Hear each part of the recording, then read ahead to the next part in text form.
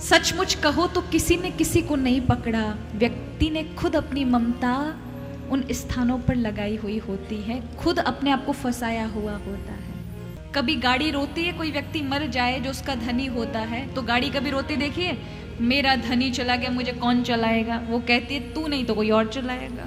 कभी दुकान नहीं रोती, कभी कुछ नहीं रोता, कोई दुनिया का कोई सामान नहीं रोता। अब ये परिवार के लोग हैं, इनकी भावना जुड़ी है, ये आपके लिए रोएंगे 2 महीने 3 महीने 6 महीने के बाद सब शांत हो जाएंगे महाराज, भूल भाल जाएंगे।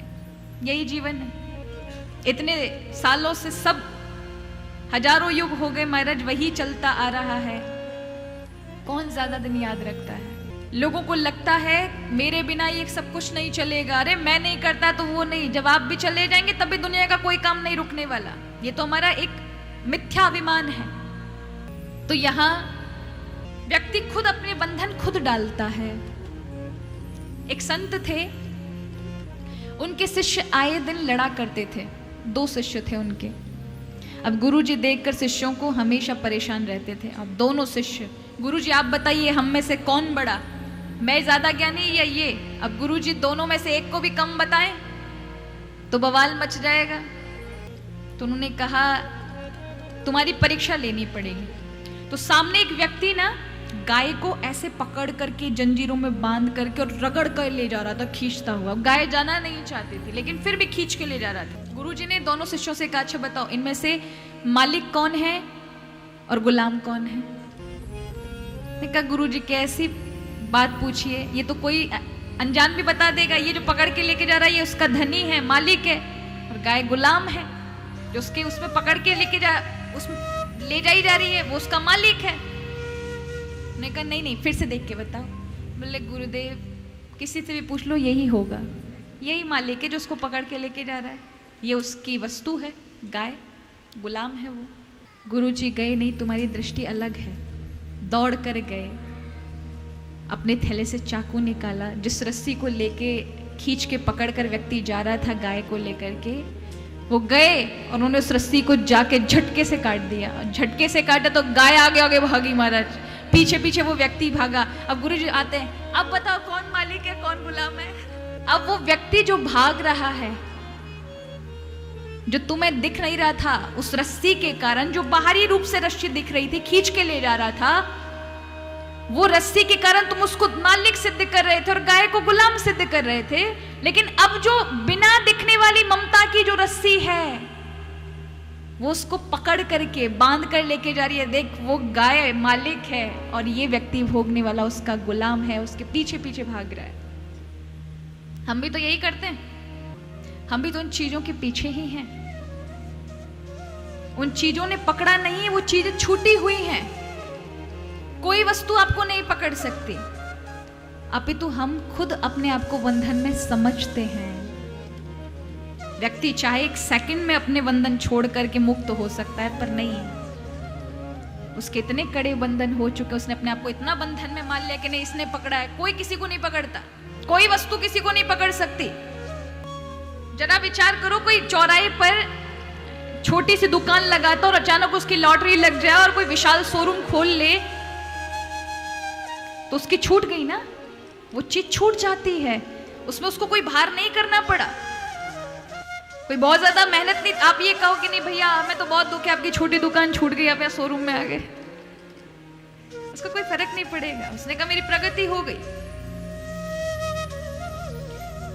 व्यक्ति एक पल में अपने स्नेह को छोड़ देता है जब कोई बड़ी वस्तु दिखाई पड़ती है। जिसको परमात्मा दिखाई पड़े ना, तो संसार की चीजें होने के बाद भी छूटी हुई रहती हैं, होते हैं, उसमें रहता है, क्योंकि प्रभु ने भेजा संसार में है तो दुनिया में ही रहना है आपको, उनकी सारी चीजों का उपयोग करना पड़ेगा। लेकिन अहंकार भाव से मत करो। किस भावना से करो?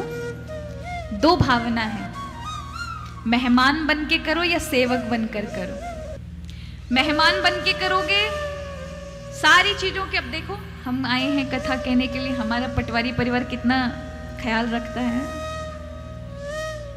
अपना स्पेशल कमरा मुझे दे रखा है, हाथों हाथों में रखते हैं, हर एक सामग्री आप उपयोग करें, उन्होंने ऐसी छूट वो अलग बात है कि हम हर चीज़ उपयोग नहीं करते, हमारे भी अपने संयम नियम हैं, लेकिन उन्होंने पूरी व्यवस्था तो अपना पूरा सब कुछ छोड़ दिया हमारे ऊपर।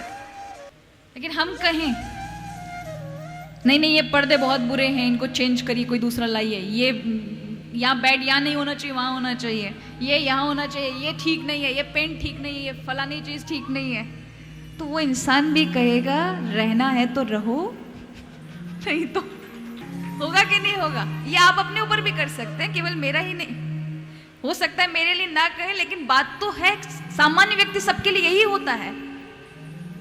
भगवान के संसार में आकर प्रभु के संसार की बुराई करोगे, ये ठीक नहीं, ये लोग ठीक नहीं, लोग खराब है, ये सब बुरा है, ये तो प्रभु कहेंगे रहना है तो रहो, नहीं तो निकलो।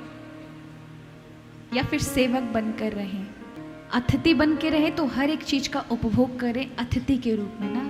हम कुछ दिन के लिए आए, प्रभु ने सब कुछ दिया, उनका उपयोग करो, किसी की चीज की निंदा मत करो। सेवक या फिर अतिथि बन के रहो या सेवक बन के। सेवक बन के मतलब जैसे घर में काम करने वाले जो सेवक होते हैं ना, वो अपने मालिक का विशेष ख्याल रखते हैं, उन्हें क्या अच्छा लगता है, क्या बुरा लगता है, ऐसी कौन सी चीज करनी है जो उनको अच्छी लगे, उनको प्रसन्नता मिले। वो अपने मालिक की उसमें ही अपना जीवन का सर्वस्व समझते हैं।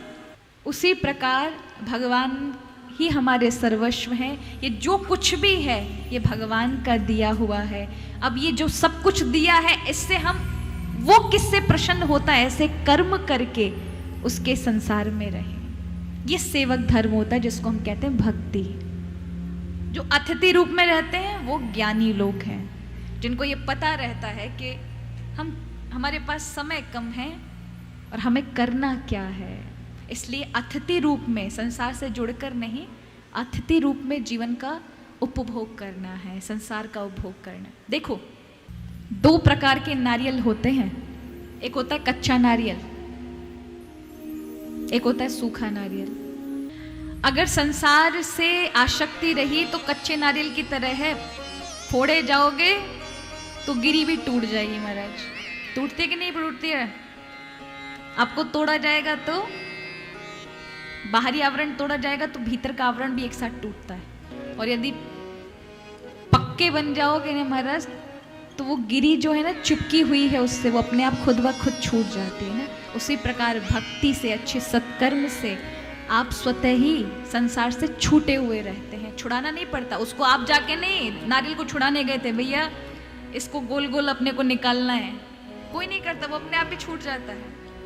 उसी प्रकार अच्छे सत्कर्मों की तपन जब आपको मिलेगी ना, ऊर्जा प्राप्त होगी, तो स्वतः ही आप संसार से रहते हुए छूट जाएंगे। वो रहता उसी में है।